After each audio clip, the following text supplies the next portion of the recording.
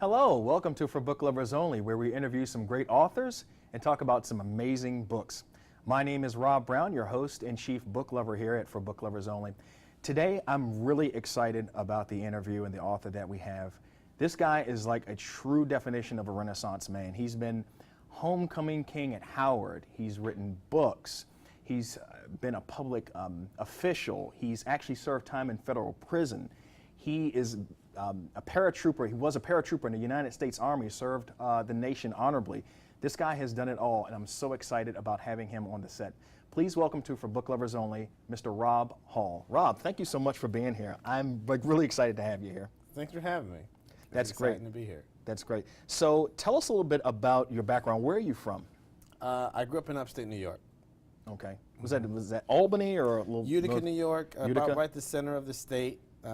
Very interesting part of the state. Everybody thinks New York State, they're thinking New York City, but it's a great life up there in upstate New York, and I enjoy growing up there. Now, do you get up there a lot, or do you visit there, or you? Not so much these days. Okay. But I used to. Okay. And where do you live right now? I live in Camp Springs, Maryland. Okay. Yeah, that's close to where my parents live. Good neighborhood. Good neighborhood. And you currently are the editor of the Hall Street Journal. All right. Tell us a little about that. The Hall Street Journal is an online publication with a focus on education. Particularly, we work towards the areas of self-development and self-help, but particularly in the areas of finance and money and business, because the Wall Street Journal is a fantastic publication, obviously #1 in the world, but they use a lot of language that's kind of esoteric, that kind of loses people. And they'll talk about things like quantitative easing quite casually, when the average person doesn't understand what quantitative easing means or is. They don't understand macroeconomics. They don't understand those terms. So we try to create a publication where our goal is to kind of speak in the common language and help people understand why these terms, why these situations are important to understand, and how they impact their lives. I see. And did you learn a lot about finance and business when you were at Howard, or is this pretty much self-taught? It's a combination. It started off when I was a young child, growing up in upstate New York. I was a single, my mom was a single mother with 3 children, living on welfare and housing project. And unfortunately, I spent a lot of days where towards the end of the month, we get hungry. Right. And it was odd to me, be 5, 6 years old, looking in a store and seeing all this food and going, how come we can't eat? There's food everywhere. I'm hungry, right. And at 5, I would ask my mother these questions, and her answers always had something to do with money. And so that started a fixation with money for me at 5, 5 years old. Like, this is the key to life and living, joy and pain. This is the difference between hunger, pain, and happiness. And so I've been a student of money and finance literally my entire life for the most part, and was blessed to transcend my beginnings and get further education. And so I try to bring to bear both my, not my humble beginnings and the blessing of education, and kind of bridge a gap for people who may not otherwise have that gap bridged. I see. And you actually wrote, you wrote one book called The Principles, and those, I imagine, are lessons learned in your experiences and things that you've educated yourself on with regards to personal finance and business and banking. Tell us a little bit about The Principles. Yes, The Principles is really about just that, the fundamentals, the basics. Because what I found coming from housing projects and welfare and foster homes and, having the block cheese and the powdered milk and all that kind of stuff. Right. And then going into the higher finance, the things that I learned at Howard University Business School, the things I learned as a real estate developer, I found that most people don't have a fundamental construct for how to look at money, how to understand the fundamentals of finance, income, expenses, assets, liabilities, cash flow, net worth, basic financial statements, income statements, balance sheets, that which is the fundamental of business, fundamental principles we don't have. Further, they don't really understand how things kind of work together. They don't understand. Well, we know we needed life insurance, for instance, or that real estate is important, and lots of people make money in real estate, or taxes, tax strategies. People don't want to, want big tax returns and things of that nature. We think about investments and we look for investments, but we really don't understand how it all plugs together. Right. We really don't understand how to fit the pieces of those puzzles together. How increasing our liabilities increases our monthly debt, which decreases our cash flow. There's a dynamic between these things. Right. And so the principles is about teaching not just the individual components, but the dynamic between them. And together that gives a broader based construct, but in plain language. Didn't use a lot of plain language just now, but we deliver those concepts, those high finance concepts, in plain language. Okay. And when you wrote the book, was the book directed towards a particular demographic, or is it for anybody that wants to learn more about personal finance? It's absolutely for anybody who wants to learn more.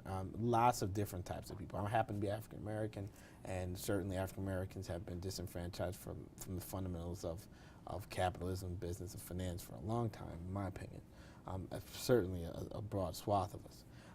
But there are other people and that just haven't had the grandpa sit them on the lap and teach them how to use a Japanese candlestick chart to do technical analysis of a stock portfolio. And there's things that we just don't get exposed to. And so it's got a broad-based target. Really, anyone who wants to learn can learn. Okay. And you also have done some things in real estate as well, correct? Mm-hmm. Yeah, I was a real estate developer. I started out in finance. I started out as a mortgage loan originator and then a mortgage loan officer. Interesting. Then senior mortgage loan officer, and then eventually into development, which is probably the most complex aspect of real estate because you deal with everything. I see. And I know that you had some rocky times. I know you had gotten into some trouble with the federal government. Mm-hmm. Tell us a little bit about that. Obviously, that was difficult period. Basically, I got into trouble for the way I raised a substantial amount of money, 7 figures, and I have my intentions, and once the government decides you have other intentions, it's very difficult to get out of the crosshairs there. I fought the best fight that I could, and didn't turn out well for me, and I ultimately ended up spending over 3,000 days in federal prison. Something I never ever thought I would have to go through. I was about 32 years old when it happened. So it was 2006 until 2014. So it was a large portion of my adult life I spent incarcerated, and during that time I focused on keeping my mind strong by continuing to read, and I did a lot of writing. I actually wrote about 8 books, and I studied consistently. I read. I taught courses. I developed curriculums.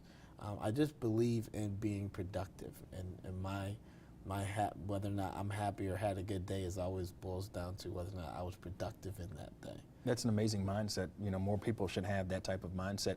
Now, when you were incarcerated in a federal prison, I know you had written a few other books, 2 of which, other than the principles that you have today, the Bartimaeun Transformation Mm-hmm. and Fatherless Sons. Did you work on those when you were in federal prison? Yes, actually, Fatherless Sons was the first book I wrote, and I think when you're in those stations in life, the introspective is bound to happen.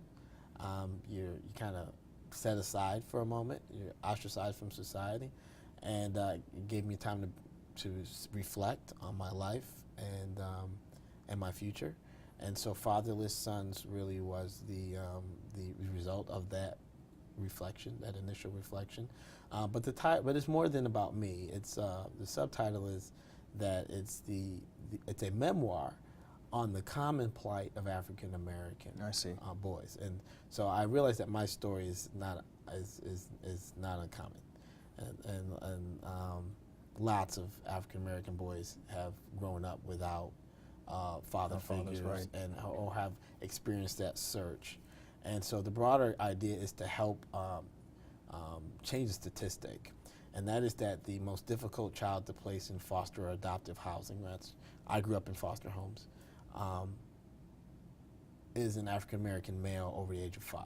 That essentially the system is set up results in the fact that if you're African American male over the age of 5 and you don't have parents, you're going to grow up in foster, not just in foster homes, but in group homes, because not even African American couples want you in their home.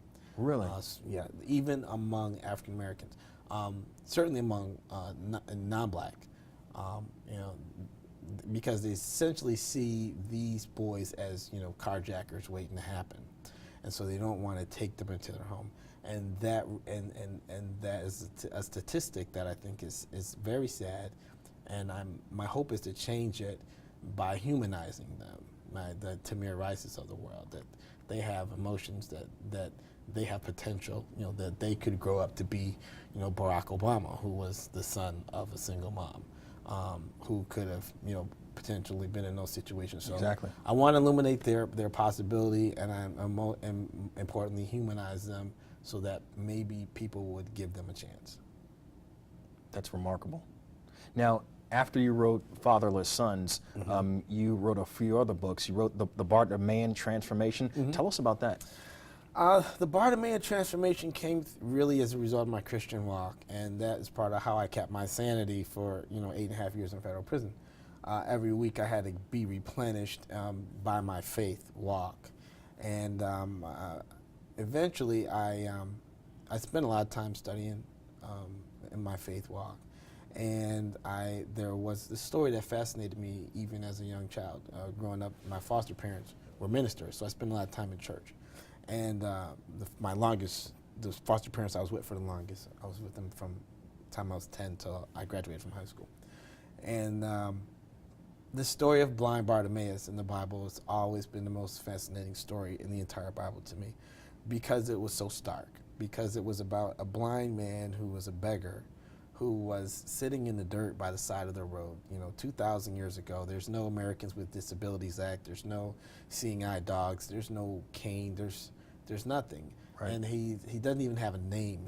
Bartimaeus is the name they call him in the Bible, but it actually means son of Timaeus. So they just called him, you know, that's Timaeus' boy, the blind boy. Right, really didn't even have a name. He didn't have a name, he didn't have, you know, anyone there care for him. And literally he took 10 steps.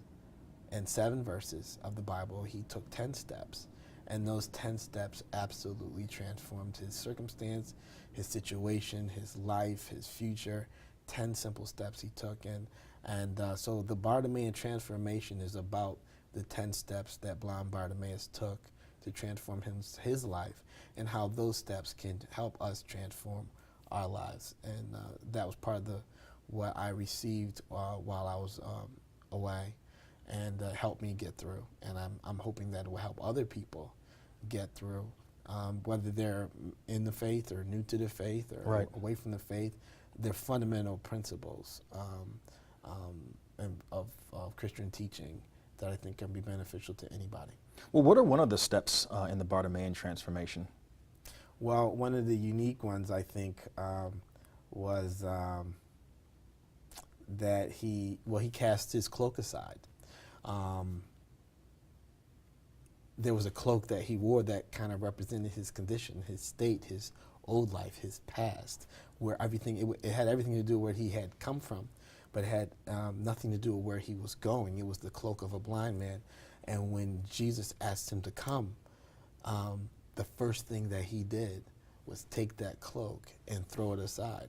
Mind you, he couldn't see, so it's not like he could easily go back and find it. Right. But he, still a blind person, cast aside the cloak of his past and really focused on his future. And so many of us, you know, we get hung up in what we've been through, you know, prior titles, circumstances, situations. Exactly. I've been branded, you know, I'm a felon, I was a single mom, I was whatever. But those things are about our past, and they're not necessarily about our future. And so one of the steps we take as part of our personal transformation is to cast aside the cloak of the past. That's remarkable. I love that concept. So we also know that you had served honorably in the United States Army as a paratrooper, and you had also served on public office. Are you going to be writing books about those types of experiences as well, or? I haven't gone into anything related to the military. I do have a keen interest on political science.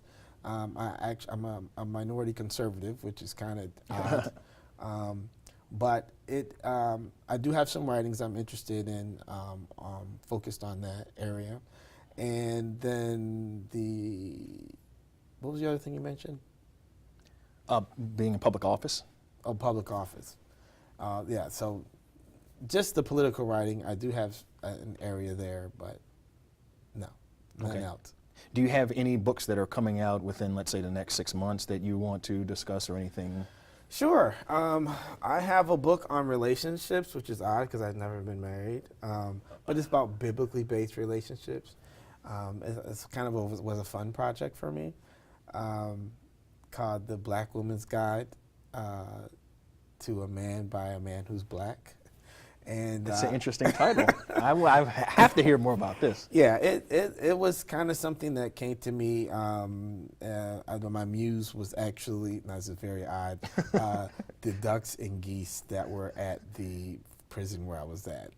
And over years, I watched them and the way they interacted, as it became a metaphor for me. And obviously, this is gonna be a weird book, but it's good.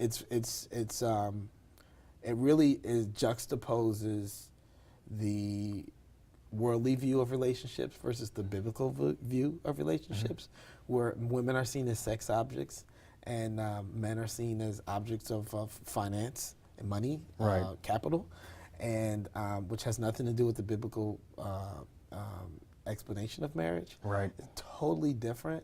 And so I just kind of compare and contrast the two and just have some very straight talk with women about my concept of what works and what doesn't. Just being straight and honest. Now that book is directed for women, or is it directed pretty much for anybody? Is it written It's for really women? directed towards women, in particular the black women that I love. It is directed toward them. I have a daughter who is growing into a beautiful, who was already beautiful, growing into a young lady. Right. A senior in high school, and kind of a lot of the things that I hope she would take with her into this crazy world we've got out there of relationships that are happening today. That's wonderful. And you're also doing some public speaking too, or you got some public speaking engagements. Tell us a little bit about that. The public speaking, really, most of the time I'm speaking about real estate and finance and personal wealth strategies, because there's such a need, there's such a dearth, and there's very few African Americans who are teaching in those areas, publicly doing courses. So I do that a lot. I just spoke at University of Maryland Eastern Shore. I've spoken at Prince George's College. I was just booked to speak at Delaware State, and we're about to book at Morgan State. They're finalizing our dates. So I'm doing something of a college tour. And that's a lot. Yeah, I'm doing a lot speaking there. I've spoken at some community centers, done some speaking with youth. So I like to teach finance. I've done some fundraisers for adoptive and foster care programs, because that's obviously something near and dear to my heart.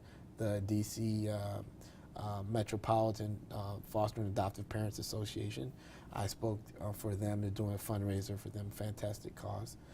So I really just kind of get out there and communicate. I can't say I'm an expert in everything at all, but what I hope to be is my objective, maybe be something like you, is a fantastic facilitator of a conversation that needs to be had. And we need to have these conversations about fatherlessness. Very important. We need to have these conversations about finance. We need to have conversations about transforming our lives. We need to have conversations about relationships. We need to have conversations about things that are substantive, that really affect us. My passion for political science is about the real impact that it has on our lives, on our futures, on our children. So I just enjoy having substantive conversation and sharing whatever it is that has come my way in my 42 years as a young man, and then also hoping to learn as part of the process of sharing. And when people want to learn more about your books and the activities that you have going on and events that you have planned in the future, do you have a website for them to visit? I certainly do. The website is hallstreetjournal.com. The Hall Street Journal. My name is Rob Hall. That's my street journal. That's my story. I'm sticking to it. But HallStreetJournal.com is really a destination for gurus and to teach and people to become students and learn. And where it's like a community of teachers and students where we'll be able to share and grow and develop.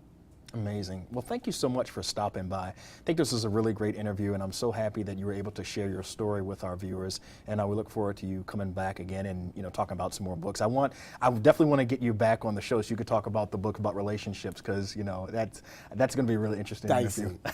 Dicey. Well, thanks again. We look forward to seeing you. And thank you for watching For Book Lovers Only. If you want to learn more about the Bartimaeun Transformation, the principles, and Fatherless Sons, you can go to www.forbookloversonly.com. And while you're there, get on our mailing list.